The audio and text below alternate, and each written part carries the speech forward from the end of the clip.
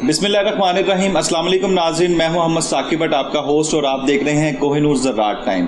Kohinoor ज़राअत time में हम लोग आपको महकमे के ऐसे अफसरान से मिलाते हैं कि जो कि अपनी फील्ड में मास्टर हैं और बहुत ही एफिशिएंट हैं और बहुत ही कॉम्पिटेंट हैं।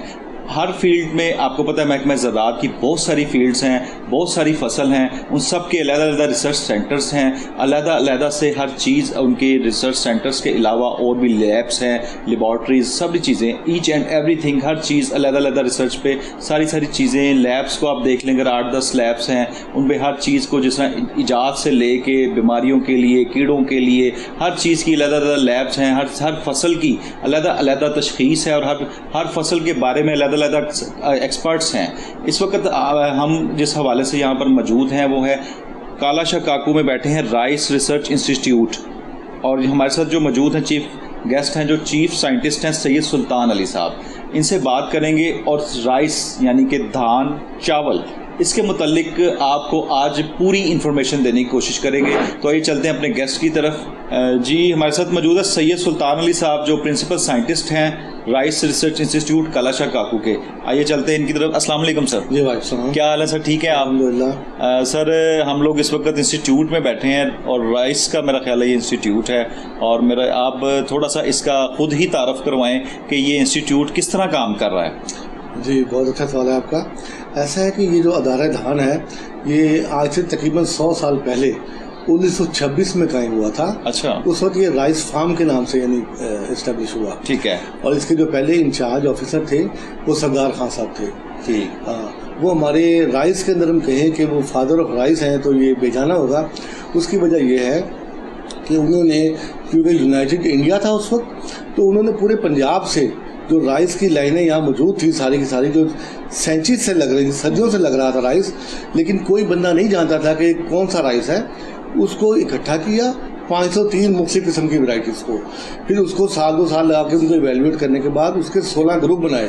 उन 16 ग्रुपों में से एक ग्रुप बासमती भी है। और आपको जानकर खुशी होगी कि उन्होंने जो पाकिस्तान की बल्कि दुनिया की बासमती वैरायटी जो थी, पहली बासमती वैरायटी 1933 के अंदर जो है ना वो मंजूर करवाई, जो कि देसी वैरायटी थी। ठीक है। तो अब यह है कि इस अदारे ने अब तक जो है ना वो तकरीबन कह लें कि 32 वैरायटीज जो है वो डेवलप की हैं मुख्तलिफ अदवार के अंदर। तो इस साल 2022 के अंदर इसमें 3 वैरायटीज जो है हमने दी हैं। ठीक है जी।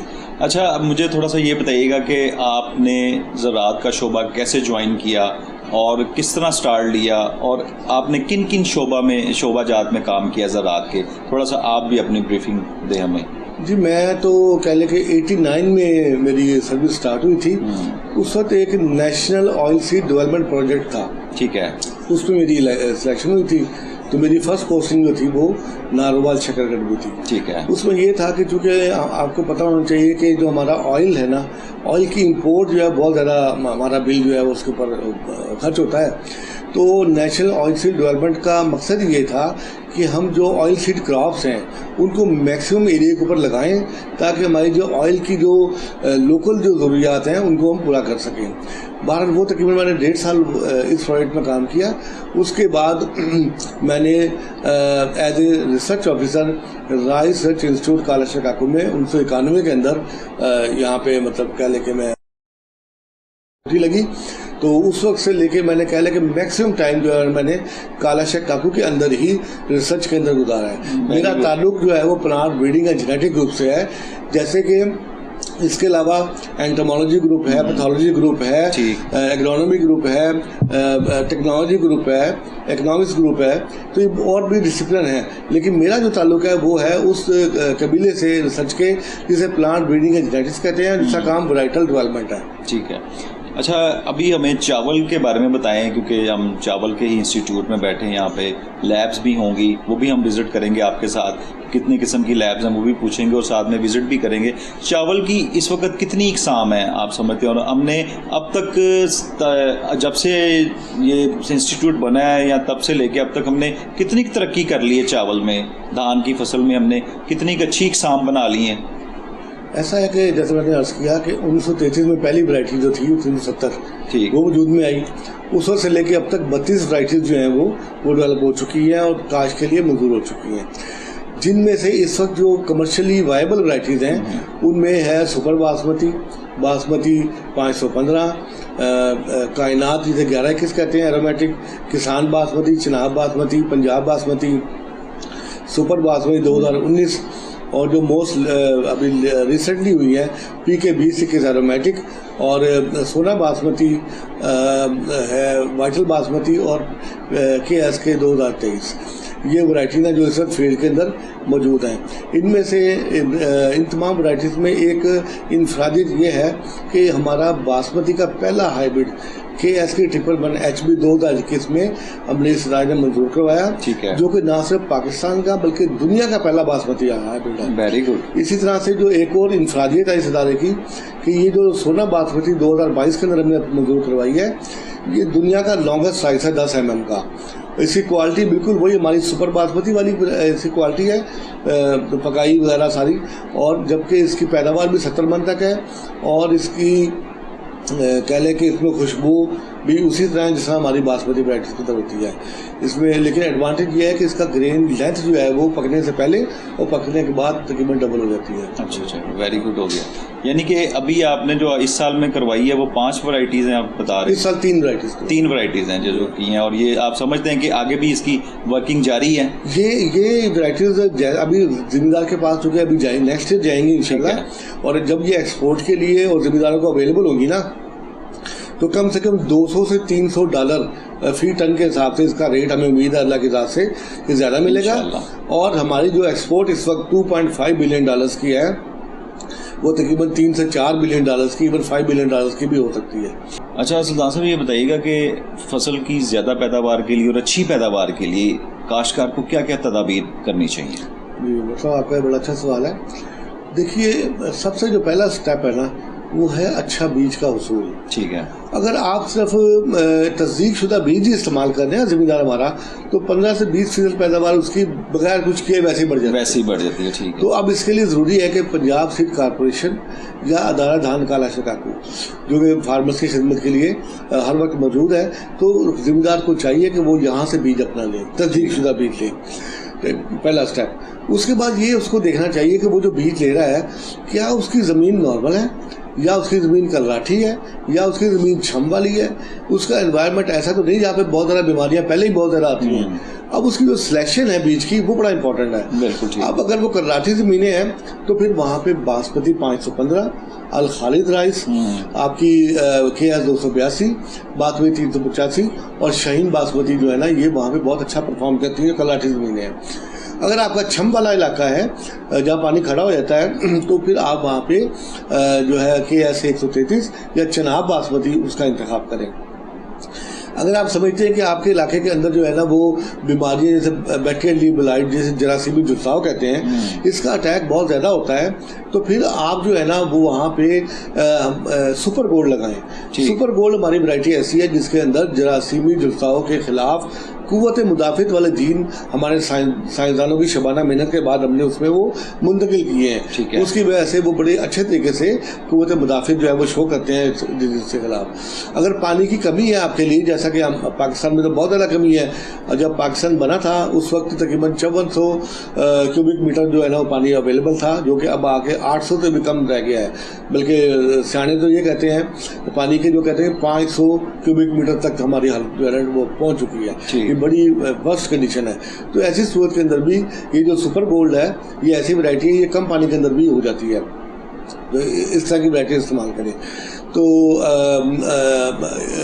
ये आप इसके बाद आपकी खादों का जो इस्तेमाल है, वो खादों के अंदर जो 3 अहम जो है खादें, नाइट्रोजन है, फास्फोरस है, पोटाश है, और चौथी को भी शामिल कर लें आप, जिंक को। ठीक है। तो ये जो 3-4 है, इनका जुडिशल और मुतनासिब जो इस्तेमाल है वो बड़ा ज़रूरी है।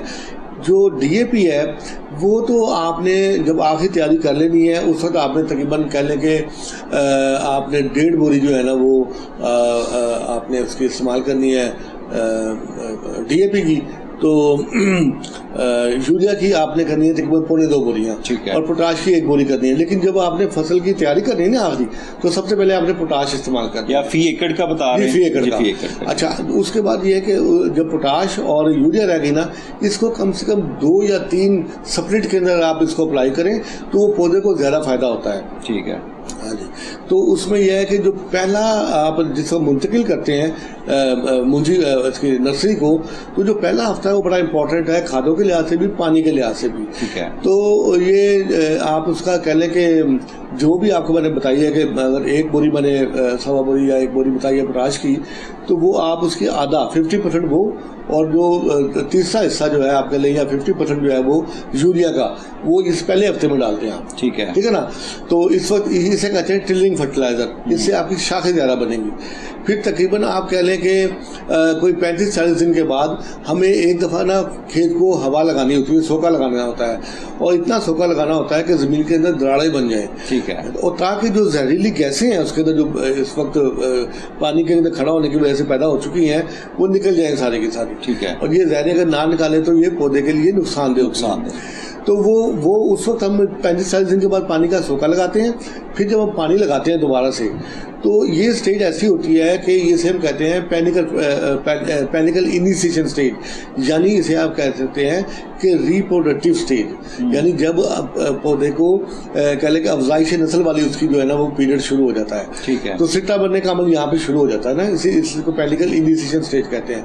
तो यहाँ भी पानी का और खाद की ज़रूरत है, तो यहाँ पे पानी खड़ा करें 2-2.5 इंच 3 इंच, तो उसके ऊपर आप बाकी जो है ना उसका कह लें कि तीसरा हिस्सा पोटाश का और तीसरा हिस्सा यूरिया का यहाँ पे डाल दें। ठीक है। तो इससे ये होगा कि जो सिट्टा बन रहा है अंदर वो बड़ा अच्छा बनेगा, उसकी लंबाई अच्छी होगी, उसकी शगुफे अच्छे बनेंगे, ज़्यादा बनेंगे। फिर उसके बाद जो एक इम्पॉर्टेंट स्टेज है वो है गोब की स्टेज या निसरने की स्टेज।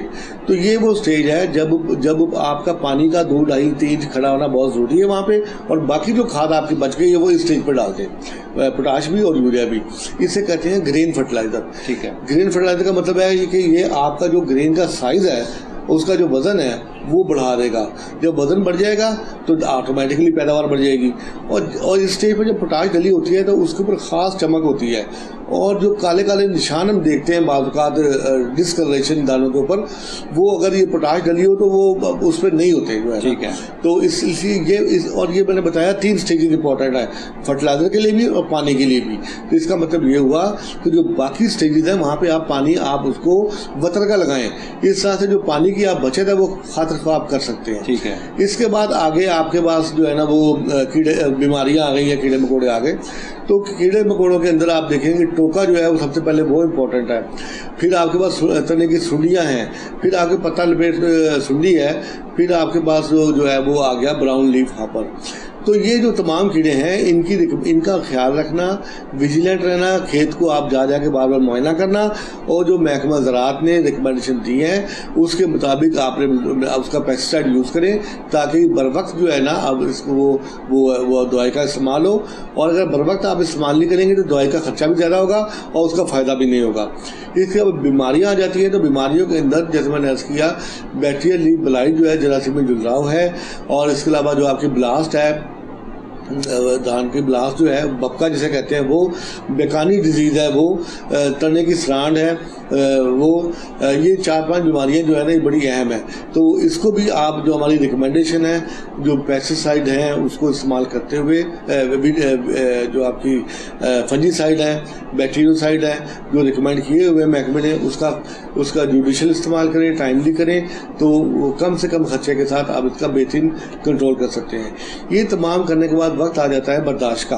तो बर्दाश्त के वक्त जो है ना वो आपको कैसे पता चलेगा कि भाई ये हार्वेस्टिंग का टाइम आ गया है? उसकी यह है कि जब आप फसल में देखेंगे, मुआयना करेंगे, तो जो सिट्टा है उसको आप बगौर देखें, तो सारा सिट्टा के जो निचले वाले दाने हैं, 2-3 दाने हैं, वो जब ग्रीन होंगे, बाकी सारा सिट्टा जो है वो पीला हो चुका होगा, नीचे वाले दाने सब्जी माइल होंगे लेकिन सख्त होंगे, वो बेहतरीन टाइम है इसकी कटाई का। उस वक्त उसके अंदर तकरीबन 20 से 22% नमी होती है। तो ये अगर इस वक्त काटेंगे तो वो बहुत अच्छी पैदावार वो लेगा। अगर इससे पहले काटेगा, जब नमी 20-22% ज़्यादा होती है, 25-30% होगी, तो उससे वो जो हरे दाने हैं वो साथ ही रह जाएंगे। और अगर इससे डिले कर देगा, खुश्की आ जाएगी, पानी की नमी जो है वो कम हो जाएगी, तो उससे ये होगा कि दाने खुद ब खुद जट जाएंगे। ठीक है। दोनों सूटों के अंदर जो है वो किसान की जो पैदावार है वो उसको मुतासर होगी। तो टाइमली बर्दाश्त करें ताकि जिम्मेदार को नुकसान हो। और सबसे अहम चीज़ वो ये है कि जब जिम्मेदार हमारा बर्दाश्त कर लेता है तो वो फ़ौरन जाके मंडी के अंदर सेल कर देता है। अब वहाँ पे जो आड़ती है वो अपनी मर्जी की जो कीमत लगाता है तो जिम्मेदार को जो है ना 25-30% जो वहीं पे नुकसान हो जाता है। ठीक है। अब जिम्मेदार को चाहिए कि जो भी उसके पास बचत आती है उसमें से कुछ ना कुछ बचा के छोटे छोटे स्टोर बनाए जिसके अंदर कम से कम 15 दिन से लेके 20 दिन तक कम से कम वो अपनी पूंजी को बर्दाश्त करने के बाद रख सके। ठीक है। ताकि जब वो मार्केट का रेट जैसे ही बेहतर हो तो वो उस वक्त अपनी पूंजी सेल करे ताकि वो उसकी मेहनत जो है उसने की है उसका उसको भरपूर मुआवजा मिल सके। अच्छा नाज़रीन, सैयद सुल्तान अली साहब से जो प्रिंसिपल साइंटिस्ट हैं कालाशाह काकू राइस इंस्टीट्यूट के, उनसे बात हो रही है और बड़ी इन्फॉर्मेटिव चीज़ें जो है काश्तकार हजरात को मिल रही हैं और काश्त से ले के बर्दाश्त तक का सारा सफ़र जो है सुल्तान साहब बता चुके हैं और आगे भी हम लोग इनसे पूछते हैं। लेकिन यहाँ पे टाइम हुआ है छोटे से ब्रेक का। ब्रेक के बाद फिर दोबारा वापस आते हैं।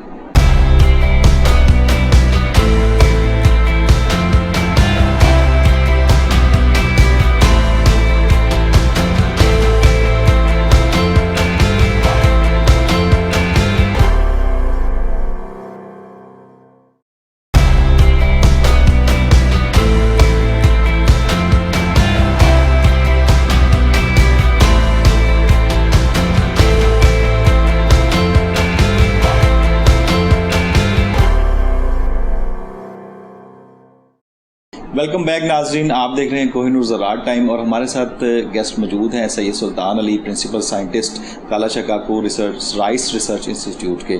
बड़ी अच्छी गुफ्तगू हो रही है और गुफ्तगू का आगाज़ दोबारा करते हैं जी। अच्छा सुल्तान साहब, ये ज़रा प्लीज़ बताइएगा कि जी देखने में कुछ लोग ये कहते हैं कि जी राइस लगाने ही नहीं चाहिए और राइस भी लगता है मेरा ख्याल है पाकिस्तान में कमी है। वो कह रहे हैं जी पानी बड़ी स्पीड से पी जाता है और समझ लें कि आप पानी एक्सपोर्ट कर रहे हैं। तो ये कुछ थोड़ा सा काश्तकार हजरात को और हमारे व्यूवर्स को कुछ इसका एक्सप्लेन करें। ये देखेंगे जो हर वैरायटी का एक एकड़ इंच जो है कितना पानी उससे इस्तेमाल करना है वो अब जो है ना आज से 30 साल 40 साल पहले जो है ना 50 साल पहले वो लोगों ने वो किया हुआ कैलकुलेट।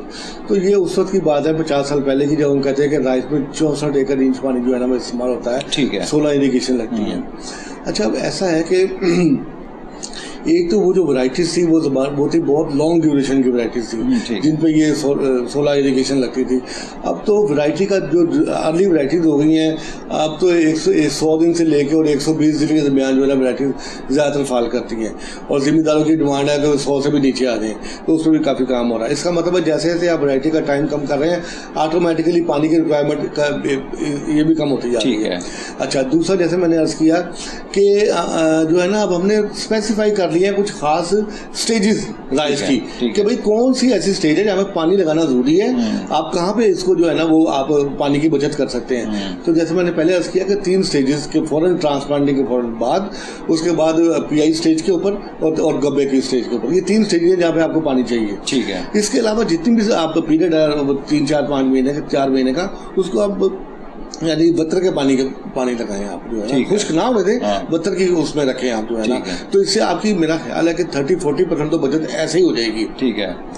दूसरी बात यह कि ये जो प्रोपेगेंडा है ना कि ये राइस एक्सपोर्ट कर रहे हैं, आप ये देखें कि ये इंडिया और पाकिस्तान का एनवायरनमेंट सेम है।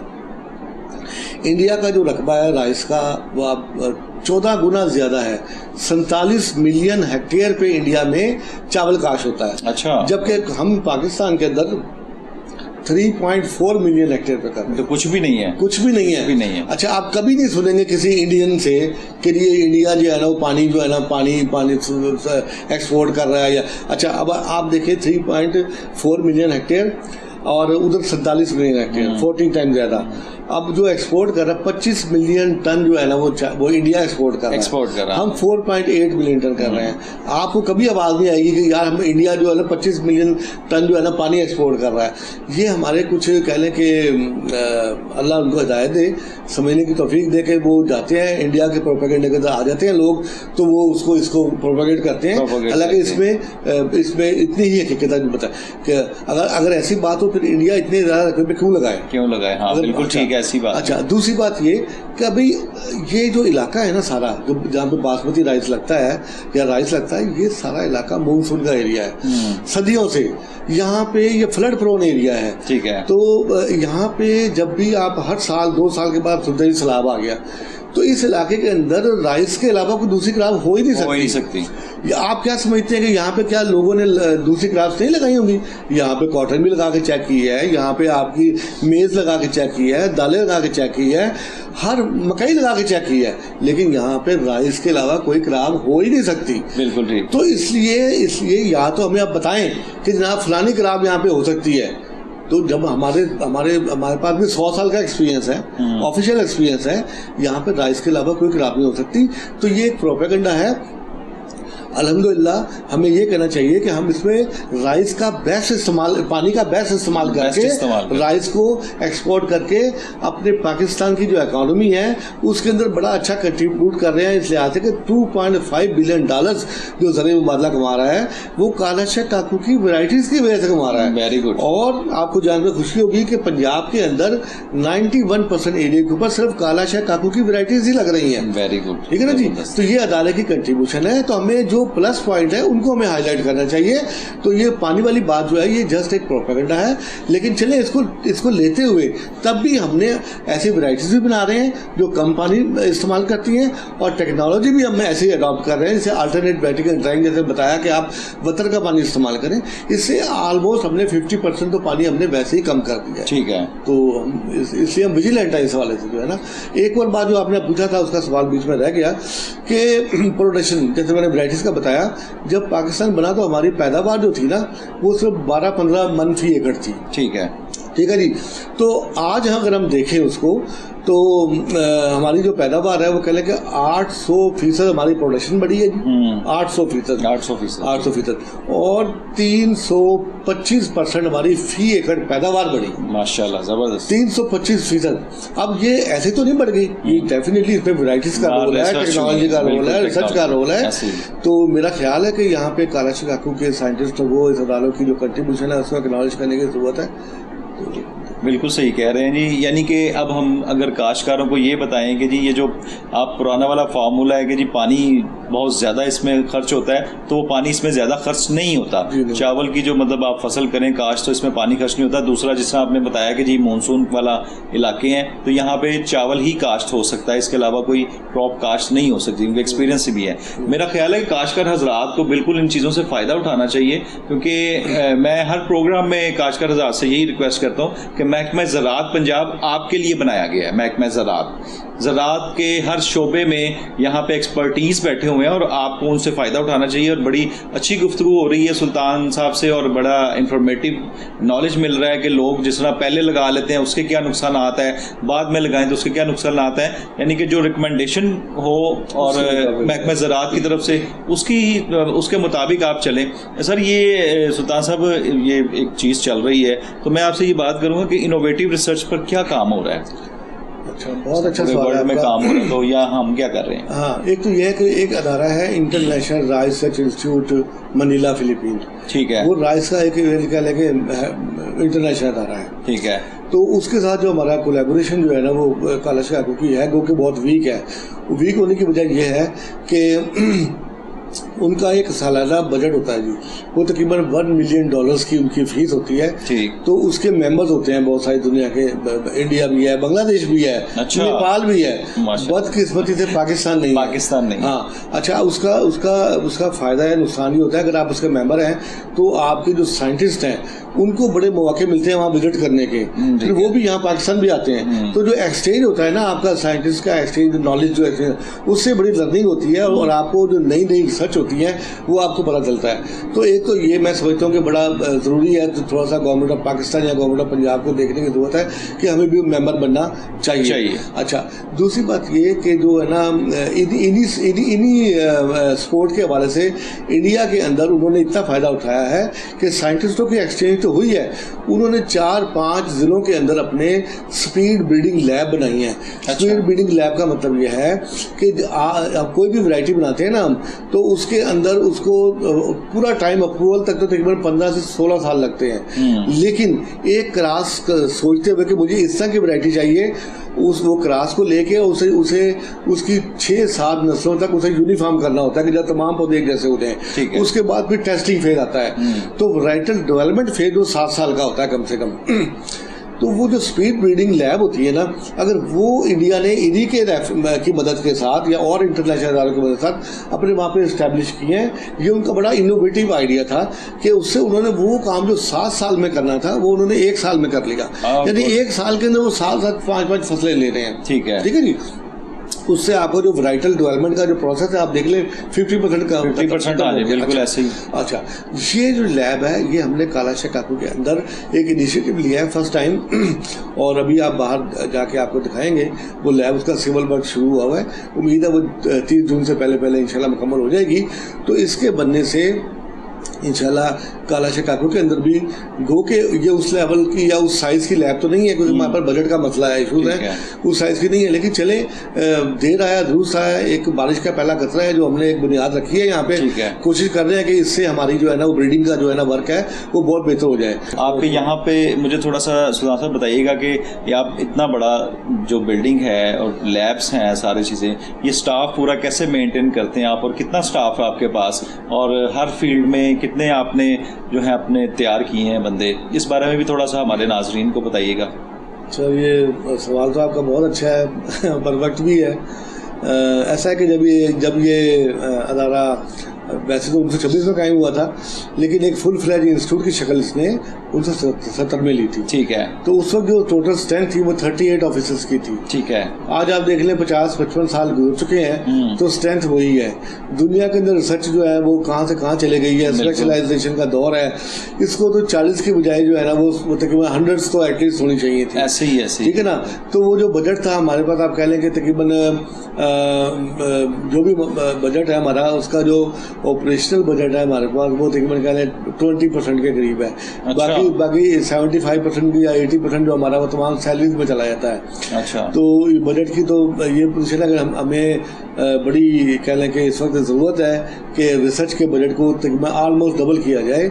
और ये जो 38 की हमने बात की थी ऑफिसर्स की, इस वक्त जो स्ट्रेंथ है हमारे पास वो सिर्फ 14 है, 14 है, यानी 13 की बजाय 14 रह गए हैं। 14 रह गए, 38 की बजाय सिर्फ 14 है, यानी 65% हमारे पास ना ऑफिसर्स हैं ना छोटा स्टाफ है। अब एक ऑफिसर को जो है ना वो कह लें कि 4-4 5-5 ऑफिसर का बंडल लेकर वो काम कर रहा है। इसीलिए अभी तक ये अदारा सर्वाइव कर रहा है, क्योंकि यहाँ के जो साइंटिस्ट हैं वो इतनी डेडिकेशन के साथ काम कर रहे हैं। इसको एक फर्ज समझते हुए कर रहे हैं कि अगर हमने इस अदारे, क्योंकि अदारे का नाम बहुत है, ये कालाशाह काकू का नाम है, और हमने इस नाम की हुर्मत के लिए हम इसका झंडा जो है ना हमारे साइंटिस्ट जो है ना वो खड़ा उठाए हुए हैं कि इसका नाम हमने जो है ना जो मर्जी हालात हो जाए हम एक रोटी खा लेंगे, लेकिन अदारे का नाम जो है ना वो हम इसको जो है ना वो ऊंचा रखेंगे।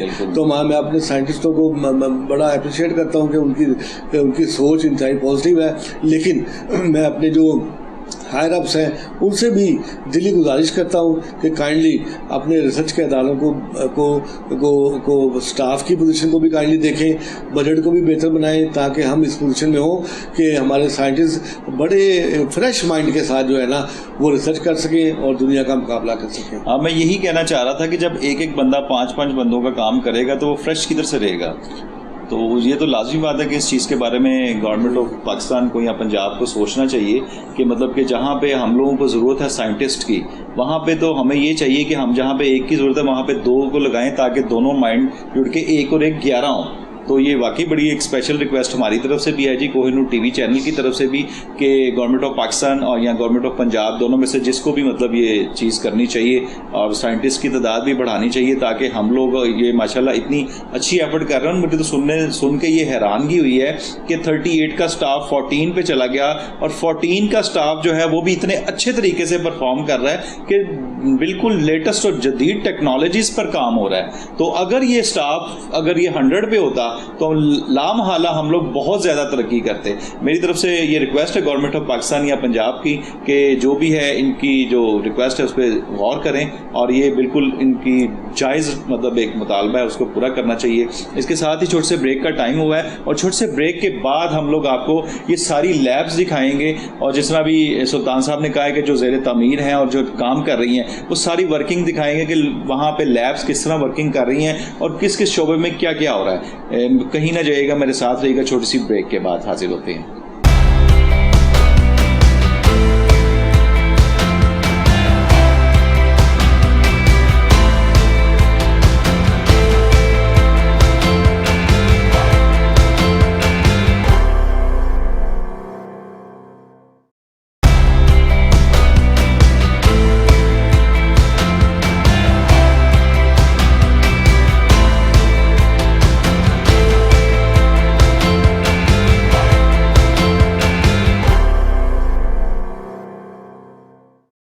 वेलकम बैक नाजरीन, आप देख रहे हैं कोहिनूर ज़राअत टाइम और हम लोग इस वक्त मौजूद हैं काला Shah Kakur rice research institute में और सुल्तान साहब हमारे साथ मौजूद थे। अभी हम लोग इस वक्त लैब में मौजूद हैं। लैब में हमारे साथ यहाँ पे लैब के जो इंचार्ज हैं वो मौजूद हैं, उनसे बात करेंगे, सारी लैब्स के मुतालिक जानने की कोशिश करेंगे कि लैब यहाँ पे किस तरह काम कर रही हैं, इनके पास जब कोई टेस्ट आता है वो किस तरह होता है, कितने दिनों में है और कौन सा टेस्ट किस तरह करते हैं, ये सारी चीज़ें जानेंगे। हमारे साथ लैब इंचार्ज हैं फरीहा शहजादी, इनसे बात करते हैं। जी अस्सलाम वालेकुम। जी वालेकुम अस्सलाम। जी आप यहाँ पे लैब इंचार्ज हैं? जी मेरा नाम फरीहा शहजादी है और मैं यहाँ डीएनए फिंगरप्रिंटिंग लैब है उसकी इंचार्ज हूँ और वैसे मैं इस इंस्टीट्यूट में एज अ साइंटिफिक ऑफिसर काम कर रही हूँ। अच्छा, ये बताइएगा कि ये लैब किस तरह काम कर रही है, इसका क्या काम है और आप जो टेस्ट कर रहे हैं वो हमारे काश्तकारों के लिए कितना फ़ायदेमंद है? जी एक्चुअली इस लैब में हम लोग जो हमारा ये राइस का अदारा जो है ये राइस की न्यू वैरायटीज़ को डेवलप करने पे काम कर रहा है। तो हमारा राइस का जो फील्ड में हमारा लाइनें लगी होती हैं राइस की जिनको हम रिसर्च जिन पे करते हैं, इस लैब में हम उन लाइनों को जेनेटिकली टेस्ट करते हैं जो कि राइस के डिफरेंट, आपको पता है बायोटिक स्ट्रेसेस हैं, ठीक है, जिसमें सेलिनिटी है, सबमर्जेंस है और ब्लास्ट बायोटिक स्ट्रेसेस वगैरह BLB वगैरह है, इनकी हम जेनेटिकली टेस्टिंग करते हैं कि इनके अंदर जीन्स मौजूद हैं जो कि इन स्ट्रेसेस के अगेंस्ट रेजिस्टेंस इन लाइनों के अंदर मौजूद है, उस चीज़ की हम स्क्रीनिंग करते हैं एक्चुअली इस लैब में। तो इसमें काश्तकार का क्या फ़ायदा, यानी कि आप उसको ऑलरेडी पहले ही उनके टेस्ट से बता देते हैं कि जी ये चीज़ें उनके लिए मुस्तफ़ीद हैं या नहीं हैं? इस लैब में एक्चुअली काश्तकार का इस तरह फ़ायदा है कि हमारा अदारा जो लाइन अप्रूव करवाता है उसको ये लैब जो है ना उसमें एज अ टूल अपना काम करती है। जो लाइनें अप्रूव की होती हैं उनको हमने यहाँ पे स्क्रीन किया होता है कि जेनेटिकली वो किसी डिजीज़ के ख़िलाफ़ मदाफ़त शो करेंगी कि नहीं करेंगी, ठीक है। ये हमारे नाज़रीन को थोड़ा सा बताइएगा कि आपकी लैब किस तरह काम करती है और क्या क्या क्या प्रोसीजर्स हैं आपके, ये ज़रा बताइएगा। जिस तरह के इनिशियल स्टेज पे आप क्या प्रोसीजर है? इसमें यह है कि जब हमने DNA फिंगर प्रिंटिंग करनी होती है यानी कि स्क्रीनिंग करनी होती है राइस जीनोम की, तो उसके लिए हमारे पास जो एक रॉ फॉर्म में मटीरियल आता है वो या तो लीव्स के सैंपल्स होते हैं, ठीक है, वो जब सीज़न होता है तब हम फील्ड से हार्वेस्ट करके लाते हैं, ठीक है, या एक दूसरा तरीका है सीड के थ्रू करते हैं। और सीड जो है उसके भी आगे फर्दर 2 प्रोसीजर हैं। हमारे पास एक वो इक्विपमेंट है जिसके अंदर हम सीड की जर्मिनेशन करवा के ऑफ सीजन में उसकी सीडलिंग प्रोड्यूस कर लेते हैं, ठीक है, या समटाइम हम डायरेक्ट सीड से भी क्रशिंग करके उसका जो है ना DNA आइसोलेट कर लेते हैं। यानी कि ये जो तीनों स्टेप्स मैंने आपको बताया ये DNA को आइसोलेट करने के लिए एज अ सैंपल यूज़ होते हैं, ठीक है। अब हमारे पास DNA आ गया, हमारे पास से फॉर एग्जांपल ये बच्चा कर रहा था कि इसके 12 सैंपल्स हैं, इसका हमने जो है वो डिफरेंट लाइनें हैं जिन पे ये काम कर रहे हैं, ये BPH पे काम कर रहे हैं, ठीक है, और हम इस पे क्या है कि DNA एक्सट्रैक्ट किया हुआ, उनका आइसोलेट किया हुआ है, उसके लिए हमने DNA के मार्कर डिज़ाइन करवाए हैं कि जो BPH के खिलाफ पहले तो आइडेंटिफाई करेंगे उस जीनोम के अंदर कि उसके अगेंस्ट उसमें रेजिस्टेंस है या नहीं। तो उसके बाद में एक्चुअली एक पूरा प्रोसीजर इस तरह है कि जीनोम के अंदर पहले तो आइडेंटिफिकेशन होगी कि उसमें उस डिज़ीज़ के ख़िलाफ़ या किसी भी स्ट्रेस के ख़िलाफ़ रेजिस्टेंस है या नहीं। तो आइडेंटिफिकेशन होने के बाद आइडेंटिफाई तो कर लिया जीनोम को, लेकिन हम उसको डायरेक्टली देख नहीं सकते। उसके लिए ज़रूरी है कि हम उस फ्रैगमेंट की, उस पोर्शन की डीएनए के जो है ना एम्प्लीफिकेशंस करें। तो इसके लिए पीसीआर रिएक्शन लगते हैं, ठीक है।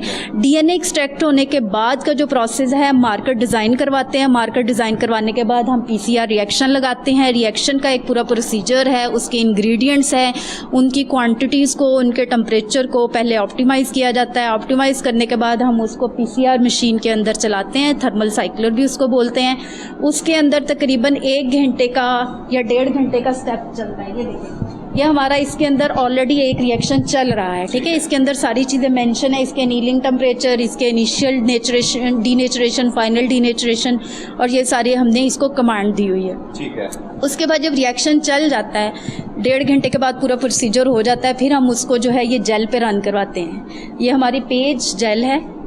एक्चुअली जो उसमें उसने एम्प्लीफिकेशन की है उसको हम एज सच नहीं देख सकते, उसके लिए हमने इसको इस पेज जेल पे रन करवाना है। पेज जेल पे रन करवाने के बाद ही वो जो सैंपल हैं, डिफरेंट सैंपल जब इसके ऊपर रन होंगे तो वो उसको डिफ्रेंशिएट करेगा ससेप्टिबल और रेजिस्टेंट लाइनों को, ठीक है। यानी कि इसके जो रिजल्ट्स आएंगे उससे हमें पता चल जाएगा कि कौन सी लाइन जो है इस फलां रेजिस्टेंस के खिलाफ रेजिस्टेंस रखती है या ससेप्टिबल है। ये इस जेल के ऊपर पूरा प्रोसीजर तकरीबन 3 to 4 आवर्स का होता है, ठीक है।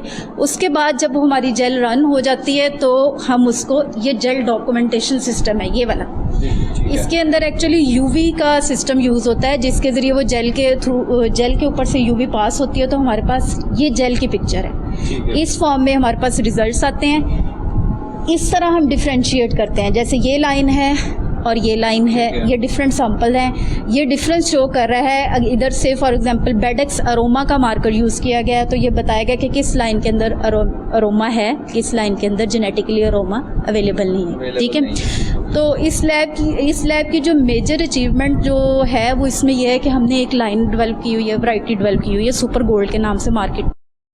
वो एक्चुअली उसका फार्मर तक आप फ़ायदा पूछ रहे थे, वो यही है कि वो बिल्कुल जो है ना सुपर बासमती के पैरेलल जा। एडिशन ये है कि उसमें BLB एक डिजीज़ है, उसके ख़िलाफ़ रेजिस्टेंस उसके अंदर मौजूद है। एक्चुअली हमारा जो फील्ड का काम और लैब का काम जो है वो साथ साथ चलता है। हमने फील्ड में उस लाइन को क्रॉसेस के थ्रू डेवलप करवाया, और पहले तो हमने वो लाइनें आइडेंटिफाई की जिनके अंदर जो है रेजिस्टेंस मौजूद है, उनका क्रॉस करवाया अपनी अप्रूव वैराइटीज़ के साथ। फिर हमने उसकी फर्दर जनरेशंस तक कैरी ऑन करने के बाद उसमें से आइडेंटिफाई किया है कि किस लाइन के अंदर वो जीन जो है वो इनकॉर्पोरेट हो गया। फिर उसकी स्क्रीनिंग करके यहाँ से फिर हमने उस लाइन को जो है अपने ये जो अप्रूवल सिस्टम है उसके अंदर भेजा, तो वो हमारी एक लाइन जो है डेवलप हो चुकी है सुपर बोल्ड के नाम से। बहुत शुक्रिया जी। मतलब मैं इस लैब को देख के बड़ा हैरान हुआ, और हम लोग इतना तरक्की कर चुके हैं कि यहाँ पे जो DNA टेस्ट है वो सारे का सारा स्टेप वाइज मैडम ने आपको बताया, जो फ्रिया शहजादी यहाँ की इंचार्ज हैं, और उन्होंने आपको बताया कि इस तरह हम लोग टेस्ट करते हैं, और ये सारा काश्तकार के लिए है। और काश्तकार हजरात को मैं फिर दोबारा रिक्वेस्ट करूँगा कि महकमा ज़राअत जो कह रहा है उसके मुताबिक चलें, क्योंकि ये सारा कुछ आपको दिखाने का मकसद ये है कि ये सारे लोग आपके लिए काम कर रहे हैं। हम लोग ये चाह रहे हैं कि आपकी पैदावार जो है, काश्तकार की पैदावार ज़्यादा से ज़्यादा हो, फ़ी एकड़ पैदावार ज़्यादा से ज़्यादा हो, अच्छी फसल हो और अच्छा मुनाफा कमाए आपके लिए। आगे चलते हैं और आपको और बहुत सारी चीज़ें दिखाएंगे। यहाँ पे लैब में बड़ी अच्छी चीज़ें नज़र आ रही हैं, और बड़ी टेक्नोलॉजी और बड़ी जदीद टेक्नोलॉजी है यहाँ पे मैं देख रहा हूँ। और अभी जिस तरह सुल्तान साहब ने बताया कि यहाँ पे हम जो वर्थ है, जो मैन पावर है वो भी बहुत कम है, रह गई है। जो 38 थी और वो 14 रह गई। उसके बावजूद मैं देख रहा हूँ कि यहाँ पे तकरीबन बहुत ज़्यादा लेटेस्ट मशीनरी यहाँ पे मौजूद है, जिसमें हमारे टेस्ट के लिए, जो कि मेरा ख्याल है दिनों के टेस्ट घंटों में कर रही है। ये बहुत अच्छी बात है। आइए चलिए हम दूसरी लेबॉर्ट्री चलते हैं। जिस वक्त हम लोग पैथोलॉजी लैब में हैं और कालाशाह काकू में राइस रिसर्च इंस्टीट्यूट में मौजूद हैं, हमारे साथ इंचार्ज हैं, आइए इनसे बात करते हैं। अस्सलाम वालेकुम जी। वालेकुम अस्सलाम जी। क्या नाम है आपका? डॉक्टर आयशा बीवी। अच्छा, ज़रा मुझे डॉक्टर आयशा बताइएगा, पैथोलॉजी लैब किस तरह काम कर रही है और इसके क्या क्या फंक्शंस हैं, और हमारे काश्तकारों के लिए क्या चीज़ें नई बना रही है?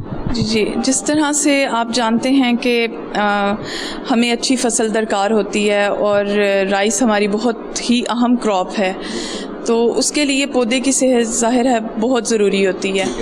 और धान की जो अहम बीमारियां हैं उनमें बकाइनी जो कि बहुत शुरू में हमला कर देती है, और उसके बाद जो है बैक्टीरियल लीफ ब्लाइट है जिसे हम जरासीमी झुलसाओ कहते हैं, धान के भूरे धब्बे हैं जिसे हम लोग ब्राउन लीफ स्पॉट कहते हैं, धान का भपका है जिसे हम ब्लास्ट कहते हैं। ये बहुत अहम बीमारियां हैं जो कि हमला करती हैं, और इनको इनकी वक्त से पहले रोकथाम कर लेना, प्रिवेंटिव मेजर्स ले लेना बहुत ज़रूरी होता है, क्योंकि जब एक दफ़ा बीमारी हमला कर देती है तो वो बहुत तेज़ी से फैल जाती है। उसके लिए हम लोग जितने भी अद्वियात का इस्तेमाल करते हैं, चूँकि उनका प्रिवेंटिव मोड होता है, इसलिए हमें कोशिश करनी चाहिए कि कबल अज़ वक्त उस चीज़ का एहतमाम करें। प्लांट पैथोलॉजी लैब इस तरह से अपनी सर्विसेज दे रही है कि हम लोग कोशिश करते हैं कि मुख्तलिफ़ फील्ड से जो डिज़ीज़ सैम्पल्स हैं उसको हम कलेक्ट करके लाते हैं, फिर यहाँ पर हम उनके माइक्रोब्स को आइसोलेट करते हैं और उनको आइडेंटिफाई करते हैं, और फिर हम लोगों ने अपने जो हर साल एक्सपेरिमेंट्स लगाने होते हैं, चूँकि ये वैराइटीज़ बनाता है ये इदारा धान की, तो उसके लिए हमें देखना होता है कि जो वैराइटीज़ ये लोग देने के लिए जा रहे हैं वो लाइन किस किस डिज़ीज़ के अगेंस्ट रेजिस्टेंट है या ससेप्टेबल है।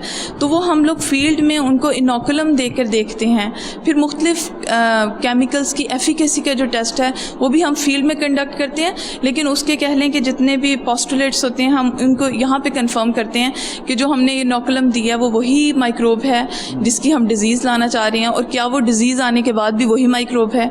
तो ये तमाम चीज़ें हम लोग यहाँ पे कर रहे होते हैं। फिर मुख्तलिफ़ फार्मर्स हैं वो अपनी फील्ड से डिज़ीज़ सैम्पल्स लाते हैं, हम उनकी भी रहनुमाई कर रहे होते हैं यहाँ पर। अच्छा, मुझे ये बताइएगा कि उनकी रहनुमाई भी करते हैं, साथ इसकी कोई मतलब आप तशख़ीस भी करते हैं कि ठीक है ये तशख़ीस हो गई, ये बीमारी है, इस बीमारी का इलाज भी बताते हैं? हम उनको इलाज भी बताते हैं, हम उनको बताते हैं कि कौन सा वाला केमिकल जो है आप किस स्टेज पे करेंगे और उसकी क्या डोज होगी, वो उस तरह से बताते हैं। लेकिन अनफॉर्चुनेटली होता ये है कि जितना रकबा वो हमें बताते हैं और हम उन्हें जितनी डोज रेकमेंड करते हैं वो उसके अकॉर्डिंग नहीं करते, फिर वो ज़ाहिर मौसर नहीं होती, उनकी बीमारी कंट्रोल नहीं होती उस तरह से। यानी कि आपका मतलब है कि रकबा कम बता देते हैं या ज़्यादा बता देते हैं? जिसके मतलब रकबा होता है उसके अकॉर्डिंग वो डोज कम देते हैं, डोज कम देते हैं। हम तो उन्हें पर एकड़ के हिसाब से उनको डोज बताते हैं। तो आप जो डोज बताते हैं ये कोई सर्टिफाइड है अपना महकमा ज़राअत के?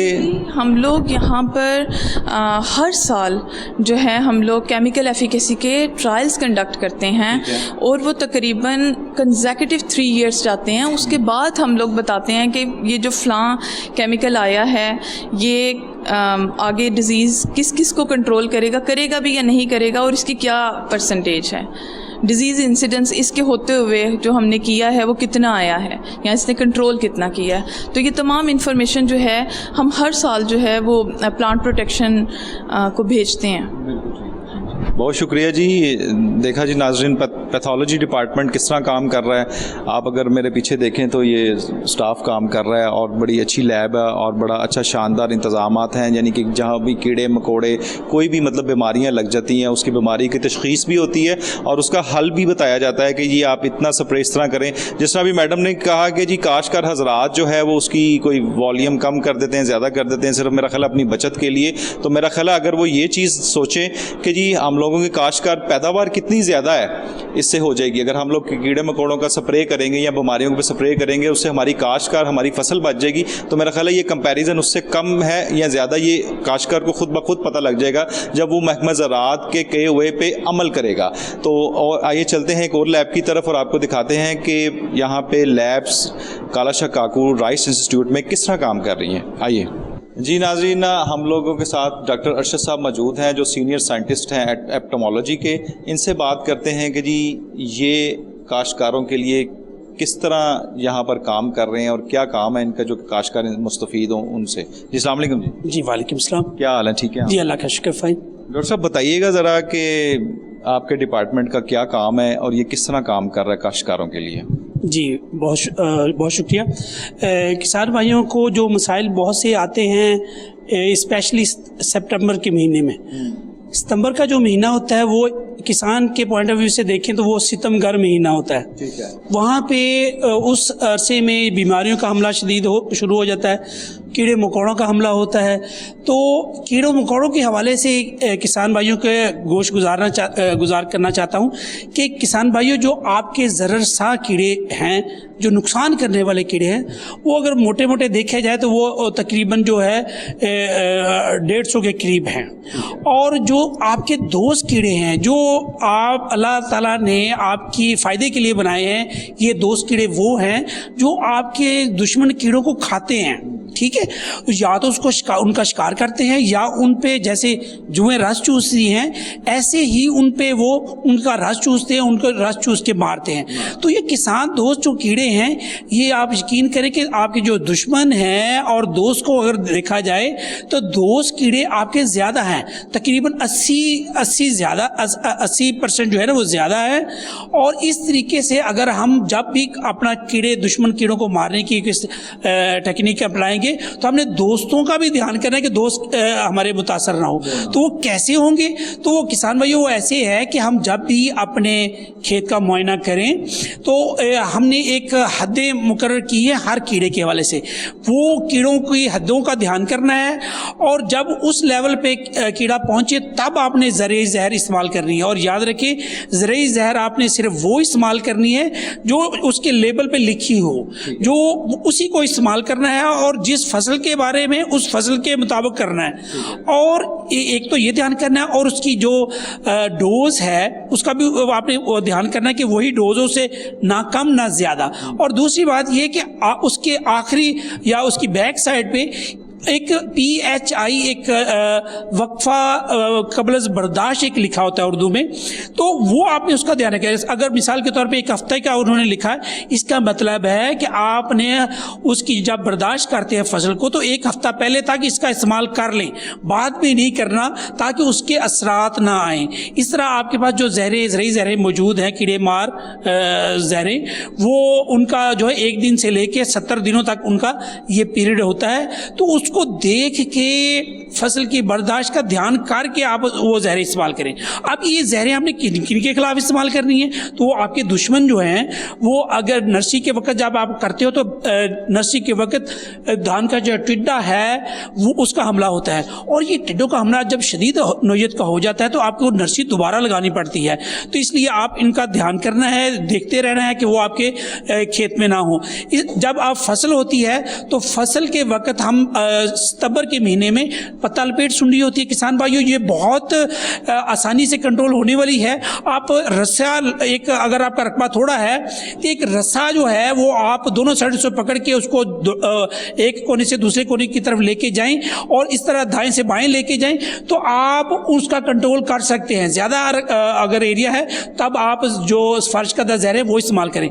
और इस तरह जो हमारी जो पत्ता लपेट सुंडियाँ जो होती हैं किसान भाइयों, ये शुरू में इनका अटैक कम होता है, लेकिन जब सितंबर के महीने में जब हमारी जो दान जो है उसकी परवरिश उसमें फ्लावर्स निकल आते हैं, तो उस वक्त इनका जब हमला होता है तो किसान भाइयों उस वक्त जो उनका अटैक होता है उसके नतीजे में जो हमारी सफ़ेद सिट्टा बन जाता है। और वो सफ़ेद सिट्टा जो स्टेज है, उस वक्त आप कोई भी जहर करें तो उसका कोई फ़ायदा नहीं, क्योंकि वो आपका नुकसान हो गया होता है। और आप यकीन नहीं करेंगे कि इसका हमला बहुत कम है, लेकिन आप शुरू में जब सोख बनती है तब आप करें तब ठीक है। इस तरह आखिर पे जो हमारे पास जो है ना धान का तेला होता है, आप आराम स्कूल से बैठ जाते हैं कि फसल बस चंद दिनों की धूप चाहिए, लेकिन अक्टूबर के मिड में दरमियान अक्टूबर में इसका शदीद हमला होता है, अक्टूबर की शुरू से स्टार्ट होता है। तो किसान भाइयों उस वक्त ध्यान रखें और कोशिश करें दानेदार जहरें आप अपने दूसरे कीड़ों को मारने के लिए इस्तेमाल करें, ताकि दानेदार जहरें इस्तेमाल करने के नतीजे में आपके जो दुश्मन कीड़े हैं, दोस्त कीड़े हैं, वो नहीं मरेंगे, तो वो आपका साथ साथ वो भी आपका साथ हाथ बटाते जाएंगे उनको कंट्रोल करने के लिए। कोशिश करें ज़्यादा से ज़्यादा आप दानेदार जहरें इस्तेमाल करें। जहाँ पे अगर आपको ज़रूरत पड़ती है कि आपने स्प्रे करनी है, जहाँ पे पानी कम है तो वहाँ पे आप स्प्रे करें, लेकिन इन चीज़ों का ध्यान रखेंगे तो आपकी फसल बेहतर होगी और कीड़ों का भी कंट्रोल हो जाएगा। और इस तरीके से जो फसल हम लेंगे वो जो जहरों के ज़रूरी जहरों की बाकिया से पाक होंगे और उसके नतीजे में हमें बेहतर मुनाफा मिलेगा इंटरनेशनल मार्केट में, आलमी मार्केट में, और इसी तरह वो मुनाफा आपको भी वो ज़्यादा मिलेगा। तो बहुत शुक्रिया। बहुत शुक्रिया जी। ब्रीफ किया। मेरा ख्याल है कि इस प्रोग्राम में हमने चावल के बारे में आपको बहुत सारी मालूमात दे दी, यानी कि A to Z हम लोगों ने पहले सुल्तान साहब जो यहाँ पे प्रिंसिपल साइंटिस्ट हैं उनसे बात हुई, फिर उसके बाद गाहे बगाहे लेबॉर्ट्री में गए, फिर डॉक्टर साहब से बात हुई।